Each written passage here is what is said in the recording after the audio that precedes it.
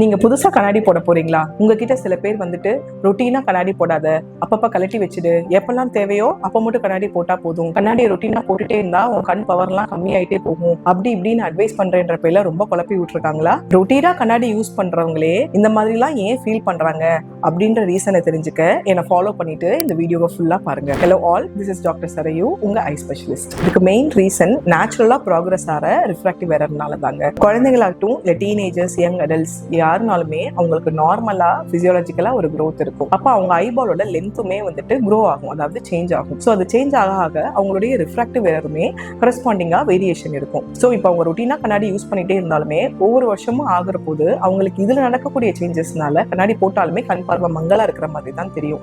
அதுக்கு காரணம் கண்ணாடி போடுறது கிடையாது, அவங்களுக்கு நார்மலா நடக்கக்கூடிய growthனால தான். நீங்க கண்ணாடி போட ஸ்டார்ட் பண்ற போது உங்களுக்கு சுத்தி இருக்கிற ஆப்ஜெக்ட்ஸ் எல்லாம் ப்ராப்பரா ரெட்டினால ஃபோக்கஸ் ஆகி நல்லா கிளியரா தெரிய ஆரம்பிக்கும், நல்லா கான்ட்ராஸ்ட் என்ஹான்ஸ்டா தெரிய ஆரம்பிக்கும். சோ அடுத்து நீங்க கண்ணாடி கழட்டுற போது மறுபடியும் மங்களா தெரியும். அதனால நீங்க என்ன நினைச்சுக்குவீங்க, கண்ணாடி போட்டதுனால தான் என் கண் பார்வை ரொம்ப கம்மியாயிடுச்சுன்னு நினைச்சுக்குவீங்க. ஆனா அது உண்மை கிடையாது. இது ஆல்ரெடி உங்களுக்கு இருந்த டிஃபெக்ட் தான். உங்க பிரெயின் தான் இத்தனை நாள் அதை ப்ராசஸ் பண்ணாம இருந்திருக்கும். கண்ணாடி போடுறதுனால அது நல்ல தெளிவா தெரியுதே ஒழிய போட்டதுனால வந்த டிஃபெக்ட் கிடையாது. சில பேர் ரொம்ப வருஷமாவே கண் பவர் செக் பண்ணாம, கண் செக்அப் பண்ணாம ஒரே கண்ணாடியே போட்டுட்டு இருப்பாங்க. அப்படி போட்டுட்டு இருந்தாலுமே ஓவர் ஃபியூ இயர்ஸ் அவங்களுக்கு கண்டிப்பா பார்வை கம்மியா தான் தெரியும். ஸோ இயர்லி ஒன்ஸ் ரொட்டீனா செக்அப் பண்ணிக்கோங்க.